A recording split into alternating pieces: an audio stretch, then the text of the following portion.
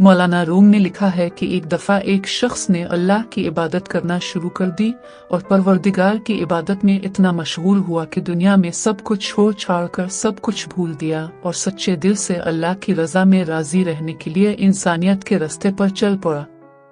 मौलाना room कहते हैं कि एक वक्त वो आया कि इसके घर में कुछ खाने को भी ना बचा और होते होते वो वक्त भी आया कि घर बार सब खत्म हो गया और वो शख्स चलते हुए मौत के इंतजार में गलियां घूमता कि अब तो इंतजार ही कर सकता हूँ। एक दिन बैठा हुआ था कि देखा उसके करीब से एक लंबी कतार में घोड़े गुजरे।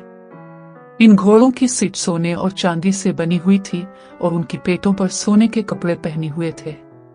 इन घोड़ों पर जो लोग बैठे थे वो किसी शाही घराने से कम न लगते थे। उनके सरों पर सोने की टोपियां थी और ऐसे मालूम हो रहा था कोई बादशाह जा रहे।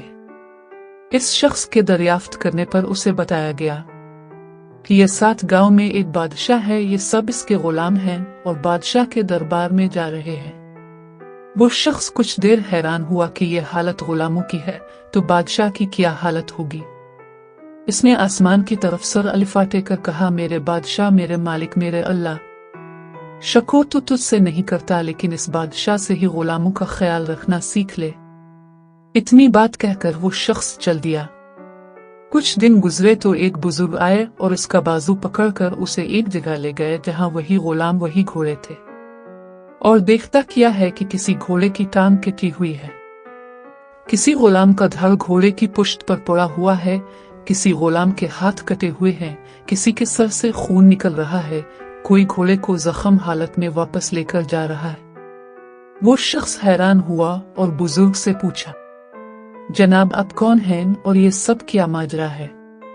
इस वक्त इस बुजुर्ग ने कहा कि ये वही गुलाम हैं जो इस दिन सोने में लिपटे हुए थे और आज ये एक जंग से वापस आ रहे हैं, इसलिए उनकी ये हालत है।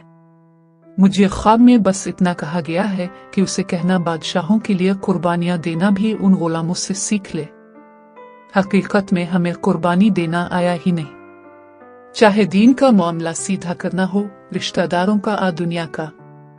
जिस दिन हम कुर्बानी देना सीख लेंगे, दीन के लिए, अपनों के लिए और दुनिया के लिए, इस पर तवक्कल करना सीख लेंगे, इस दिन शहंशाह अल्लाह रब्बुल इज्जत हमें ऐसी बादशाहत अता फरमाएगा जो कभी ना खत्म होगी।